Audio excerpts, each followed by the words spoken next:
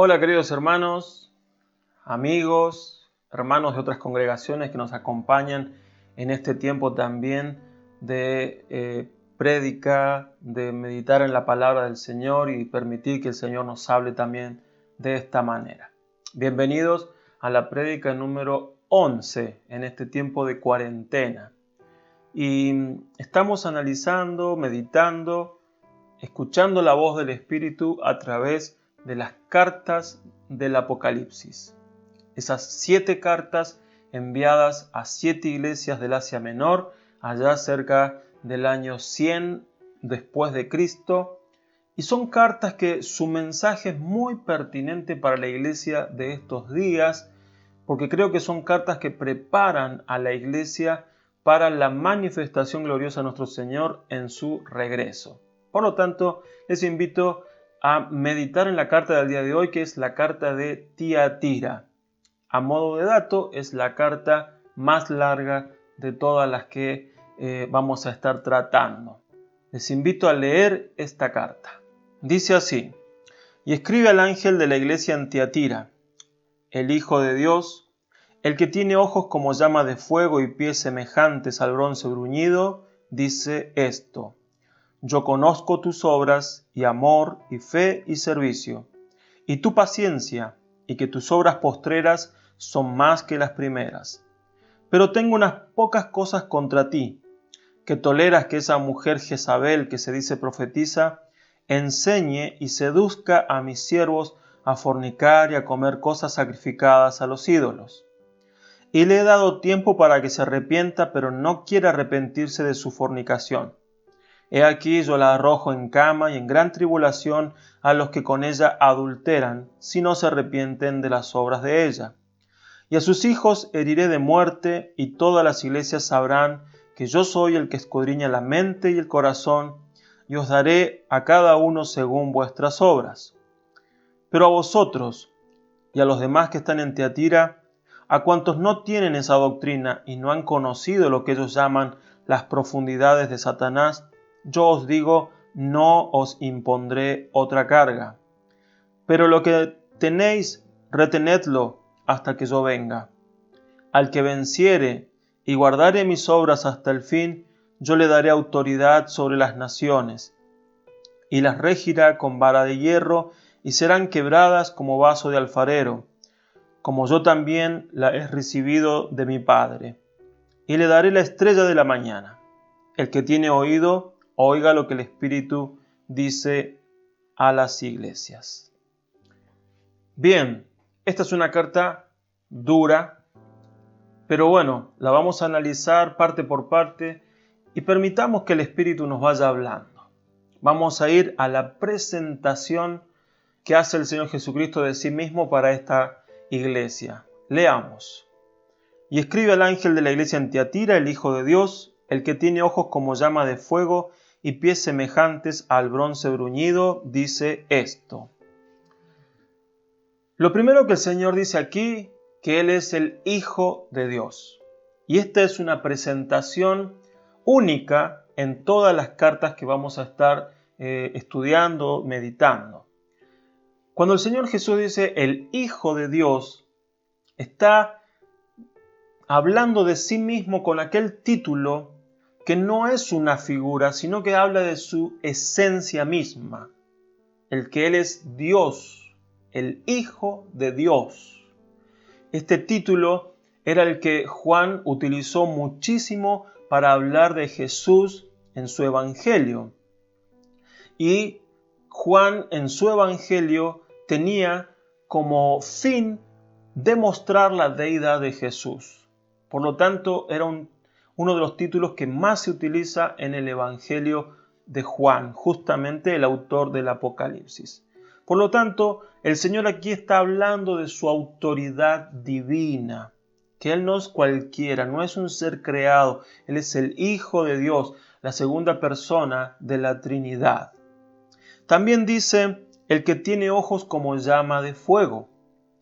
Y esto es una clara referencia a que Él puede verlo todo, hasta aquello que pareciera estar más escondido, Él lo puede ver, puede penetrar en el corazón, en la mente, puede ir hasta donde nosotros pensamos que no hay nada que Él pueda ver, que lo pudiéramos esconder siquiera, Él lo puede ver. En la Biblia, el fuego en su accionar es presentado de dos maneras, como fuego purificador y como fuego consumidor. Por lo tanto, tenemos que tener en cuenta también esta definición cuando hablamos de fuego en referencia a Dios, porque Dios es fuego purificador y Dios es fuego consumidor. Dios está mirando, el Señor está mirando con fuego a esta congregación. Ya nos damos una idea de lo que eso significa. Pero la palabra dice en Gálatas capítulo 6 y versículo 7, no se engañen, Dios no puede ser burlado, todo lo que el hombre siembre, eso también cosechará. No nos podemos engañar a nosotros mismos pensando que Dios no ve lo que yo hago. Quizás pueda ocultarle a las demás personas, pero no a Dios. Lo que yo hago, aún en la intimidad, Dios lo conoce, Dios lo ve.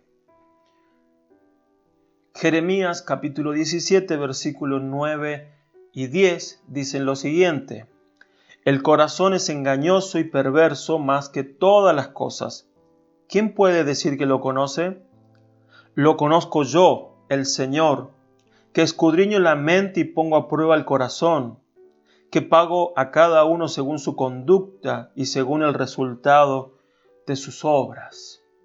Dios es el único que puede ver más allá siquiera de nosotros mismos, porque nuestro corazón es perverso, es engañoso, nos engaña incluso a nosotros, pero no a Dios. Dios, que es santo y es puro, puede ver nuestro corazón hasta lo más profundo y de allí revelarnos a nosotros dónde estamos fallando. Ya lo vamos a ver esto un momentito más adelante. También dice en la presentación que Él tiene los pies semejante al bronce bruñido. En la Biblia, el bronce siempre es un material que representa la justicia. De hecho, en el tabernáculo primero y luego en el templo, el bronce era el elemento con el que se fabricó todo aquello sobre lo cual tenía que haber una justicia. Por ejemplo, el altar de bronce, todos los utensilios del altar de bronce, también parte de todo el armado del patio exterior era de bronce, el lavacro donde los sacerdotes se purificaban era de bronce. Para entrar al lugar santo había que pasar primero por este lugar que era el lugar donde se aplicaba la justicia. Por lo tanto, el bronce es justicia. Y que el Señor diga que Él tiene los pies semejantes al bronce, significa que Él está parado, inamovible en la justicia.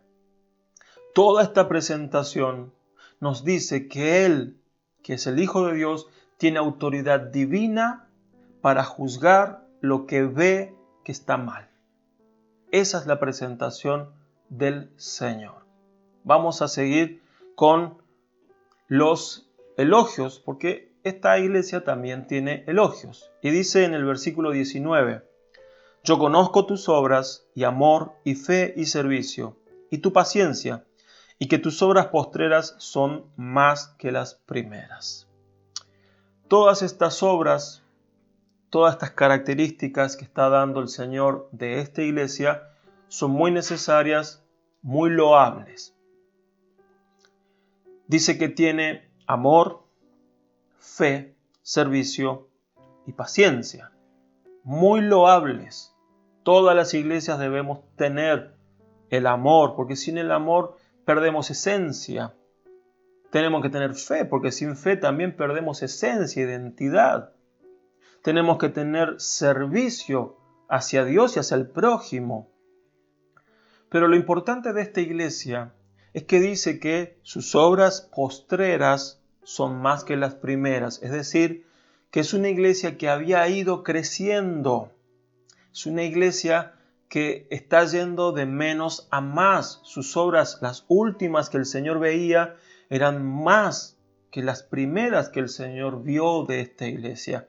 Por lo tanto, es una iglesia en crecimiento y es una iglesia que también nos habla con esta parte de que todas las iglesias tenemos que tener crecimiento.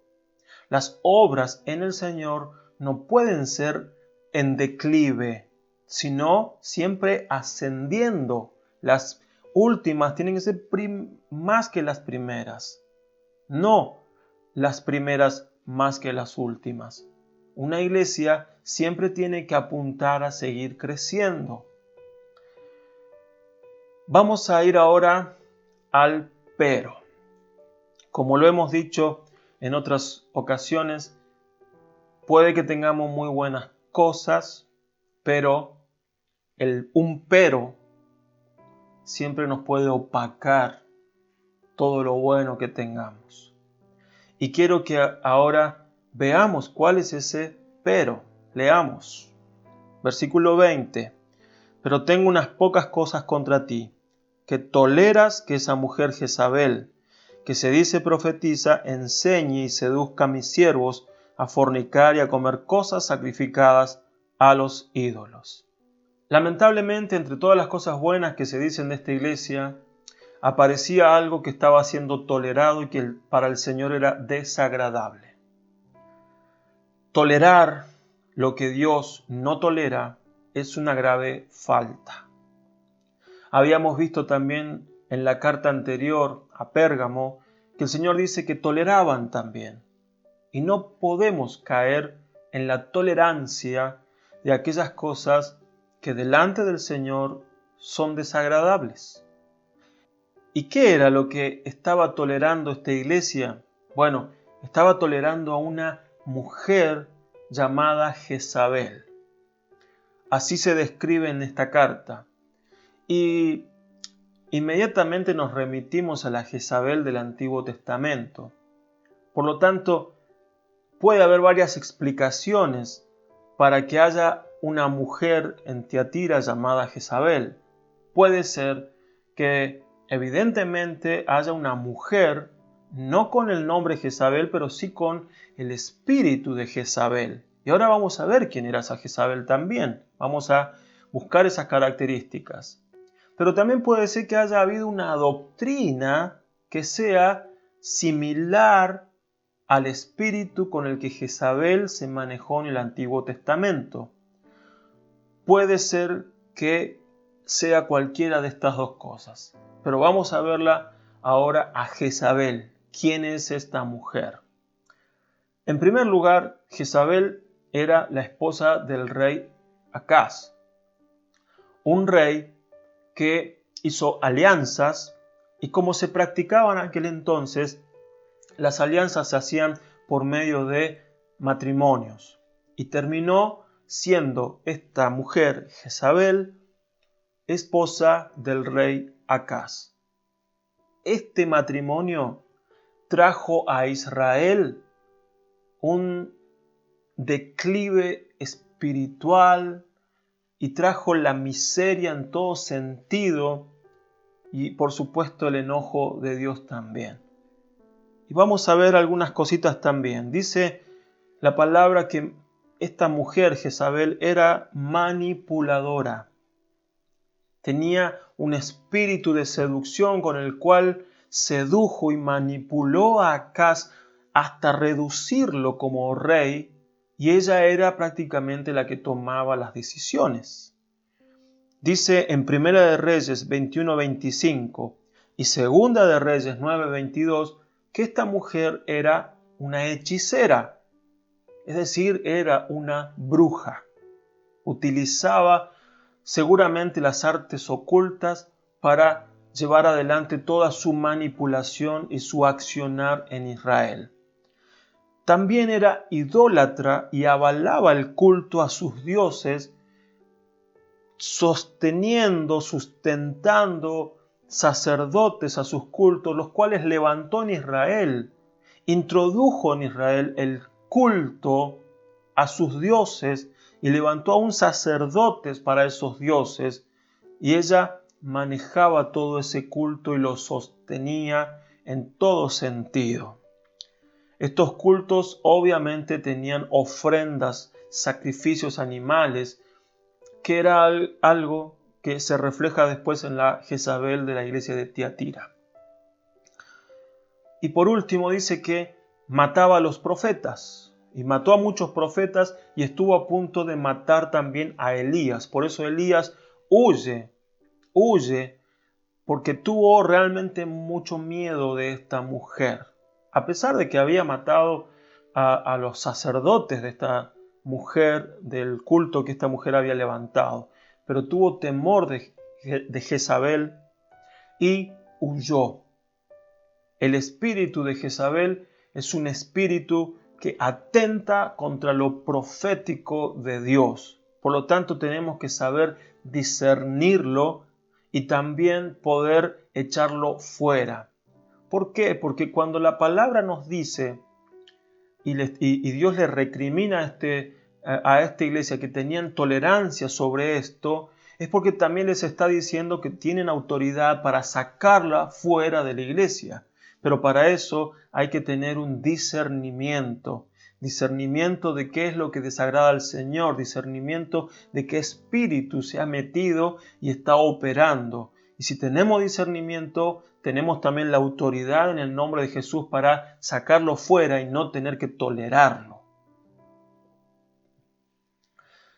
En la iglesia, esta mujer se había autoproclamado profetisa y eso le daba autoridad para tomar decisiones y para enseñar. Y estaba enseñando con autoridad de profeta cosas que eran doctrinalmente erróneas y muy desagradables delante del Señor. Que enseñaba en primer lugar a comer de lo sacrificado a los ídolos. Tiatira era una ciudad que no escapaba a lo que vivía en las otras ciudades acerca del culto a los ídolos, los cultos paganos, donde habían sacrificios de animales y donde esos animales, al ser sacrificados, parte del cuerpo de ese animal iba a los sacerdotes de ese culto, otra parte iba a los oferentes y otra parte terminaba en las carnicerías. Y era carne de muy buena calidad porque era lo que se le ofrendaba a un ídolo. Esta carne podía ser comprada en las carnicerías, pero todos sabían que había sido sacrificada a los ídolos.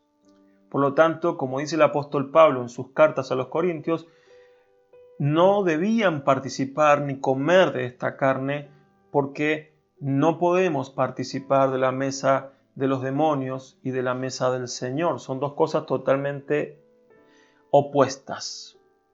Esta mujer enseñaba que no había problema con comer de esa carne. Minimizaba el hecho de que esa carne había sido ofrecida a los ídolos. También, y algunos historiadores hablan de que Tiatira era una ciudad donde había muchas fiestas paganas y lo que allí se consumía eran animales que habían sido sacrificados también. Y una de las cosas con la que la iglesia tuvo que lidiar en aquel primer siglo, bajo el Imperio Romano, pero de cultura griega, era justamente con todos estos eventos y poder guardarse de no participar de estas fiestas. Y por no participar, ellos eran perseguidos. Al parecer, esta mujer también estaba minimizando el que participar de estas fiestas no pasaba nada, no le daba importancia.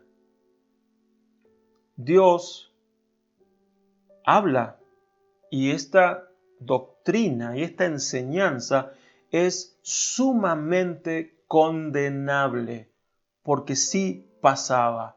No se puede participar de algo que fue ofrecido a un ídolo.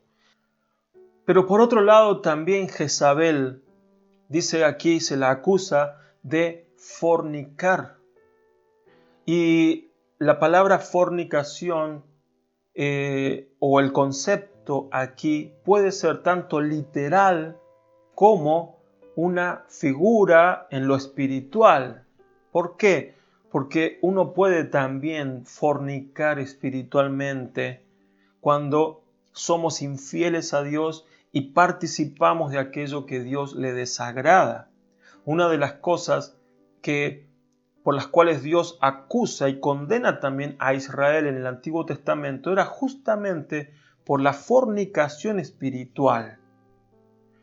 Esta mujer estaba enseñando que no había problema, que se podía estar con Dios y que se podía estar con los ídolos también o participar de cosas que eran idolátricas y paganas. La fornicación, en ambas formas, tanto en lo espiritual como en lo biológico, lo natural, ambas son condenables. Leamos lo que dice el apóstol Santiago en capítulo 4, versículo 4. Dice: ¡ay, gente adúltera! ¿No saben que la amistad con el mundo es enemistad con Dios? Todo aquel que quiera ser amigo del mundo se declara enemigo de Dios. Gente adúltera, dice Santiago. ¿Cuándo hay adulterio?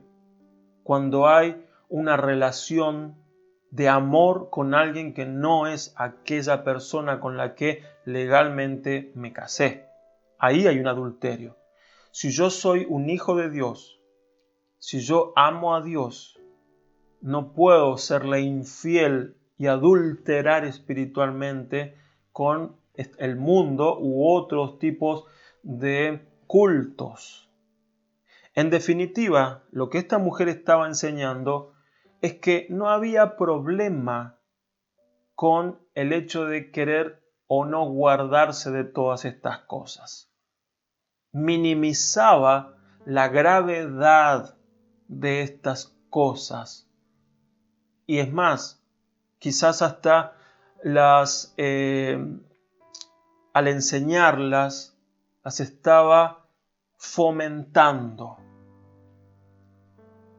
El Señor también le da advertencia a esta mujer. Versículo 21-23 dice así: y le he dado tiempo para que se arrepienta, pero no quiere arrepentirse de su fornicación. He aquí yo la arrojo en cama y en gran tribulación a los que con ella adulteran, si no se arrepienten de las obras de ella. Y a sus hijos heriré de muerte, y todas las iglesias sabrán que yo soy el que escudriña la mente y el corazón, y os daré a cada uno según vuestras obras. Bien, el Señor dice que le ha dado tiempo de que se arrepienta. El Señor siempre va a tener esa misericordia que va a extender su tiempo para que haya un arrepentimiento. Pero ese tiempo no es ilimitado. El tiempo del Señor tiene un límite, y si ese límite se sobrepasa, el Señor toma medidas, y a veces las medidas pueden ser muy drásticas. Para esta mujer dice: la arrojaré en cama, es decir, una enfermedad, y a todos los que con ella, dice, también han fornicado. Pero también habla de que esta mujer había tenido hijos, y puede ser que hayan sido hijos literales, ¿no?, biológicos, o también puede ser hijos fruto de la enseñanza espiritual. Son hijos espirituales que también iban a sufrir condena.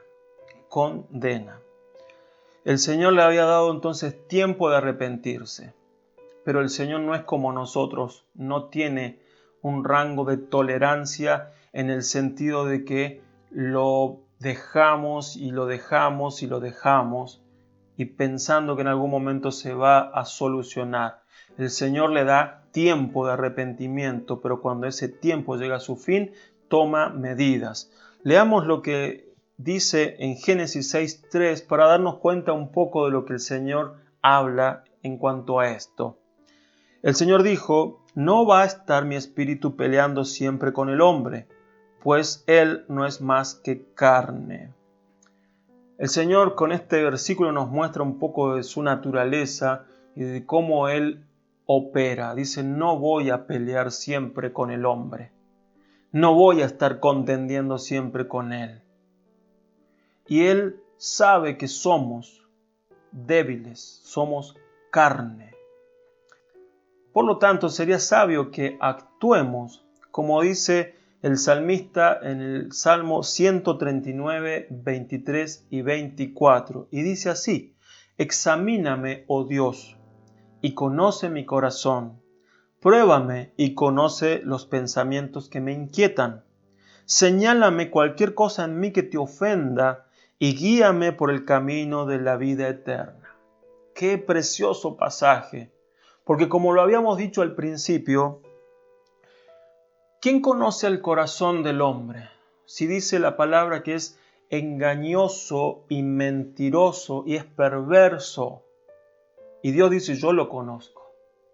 Por lo tanto, lo más sabio es que nosotros le entreguemos el examen de nuestro corazón y de nuestros pensamientos al Señor para que Él nos marque lo que está mal.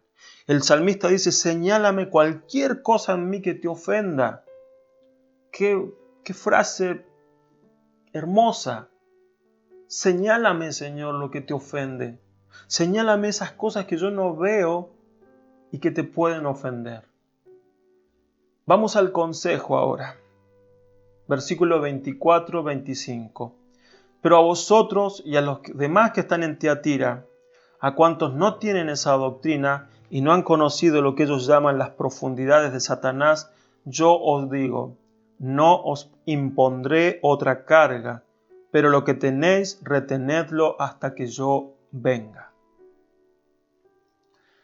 Bien, en la iglesia de Tiatira había un grupo que no había caído en estas doctrinas. En la Biblia siempre se habló de un grupo como un remanente fiel. Cuando todo el gran porcentaje de un pueblo actuaba de una manera contraria a Dios, siempre hubo un pequeño grupo más reducido que quería agradar a Dios. Y a ese grupo siempre se le llamó un remanente fiel. Y en esta iglesia había un remanente fiel.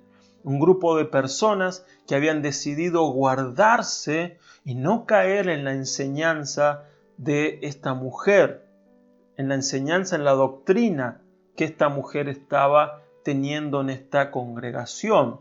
Eran un grupo que habían decidido mantenerse en santidad, en pureza, en agradar al Señor. Por lo tanto, dice el Señor, que no les impondrá otra carga. ¿Y a qué se refiere con esto? Bueno, ya era suficiente carga ser cristianos en una ciudad donde el paganismo estaba tan fuerte, donde había tanta presión y opresión, y encima tener que soportar eso dentro de la iglesia. Era una carga bastante grande. Por lo tanto, el Señor le dice, yo no les voy a imponer otra carga.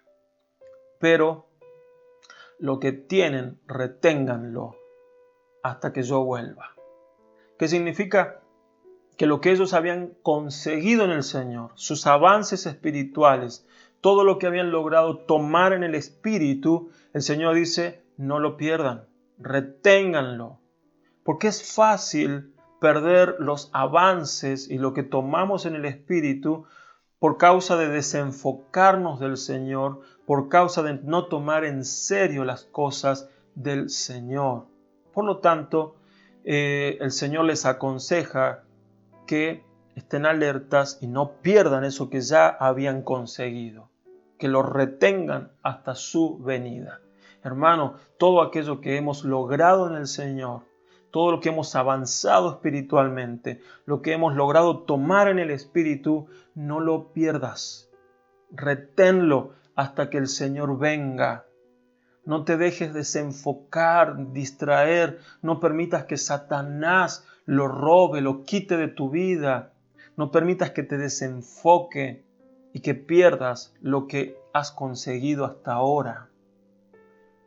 El premio por la victoria es un premio doble. Vamos a leerlo.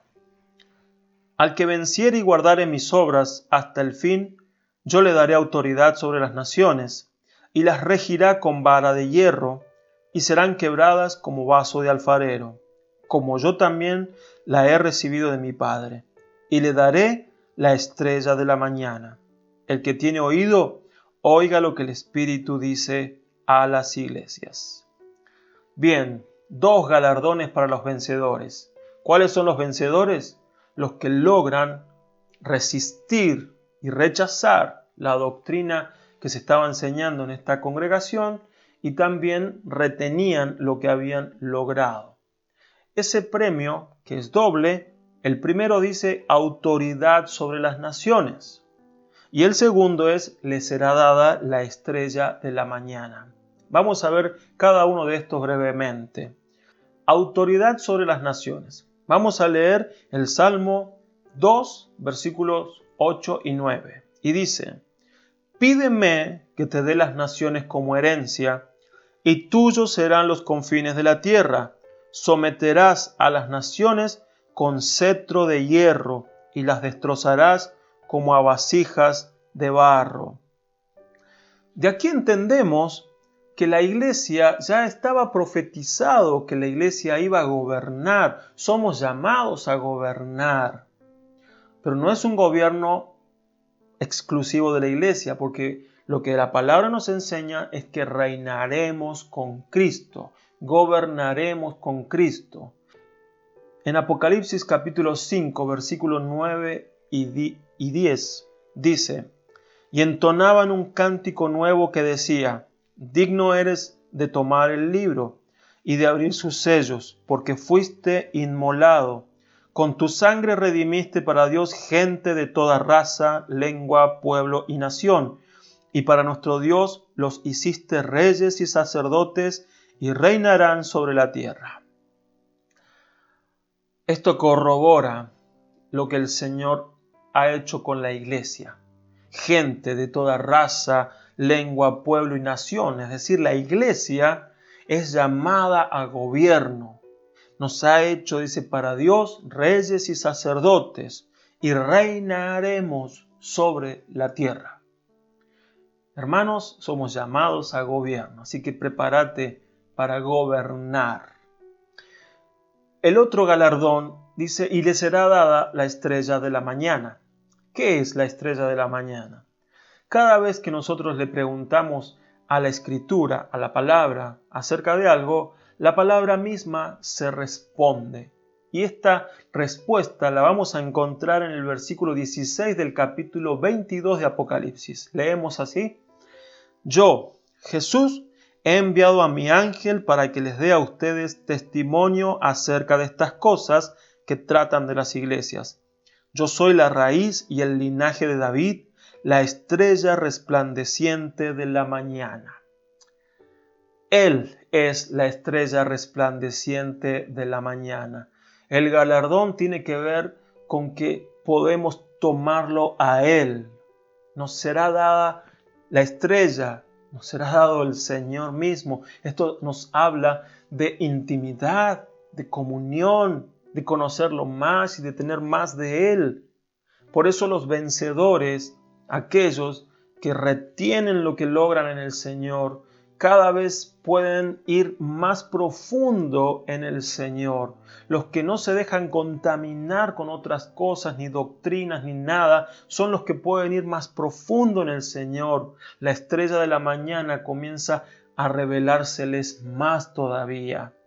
Por eso es muy bueno ser un vencedor.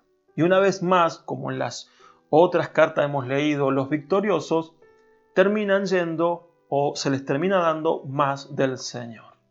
¡Qué bueno! Gloria al Señor.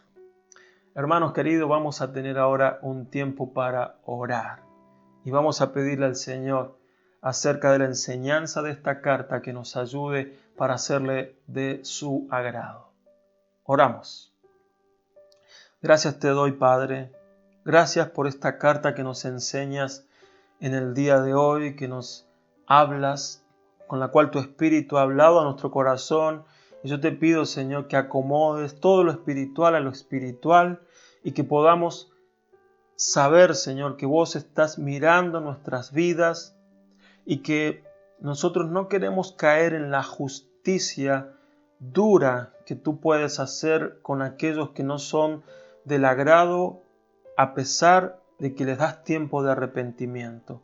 Señor, te pido que podamos caminar en el agrado tuyo, ser victoriosos, ser una iglesia que se prepara para gobierno y una iglesia que cada vez tiene más de ti, a la que se le da la estrella de la mañana. Gracias te doy, Señor, y te bendigo en el nombre de Jesús. Amén. Gracias, hermanos, por este tiempo que podemos compartir. Nos vemos la próxima reunión, en la próxima predicación. Que tengan una semana muy bendecida.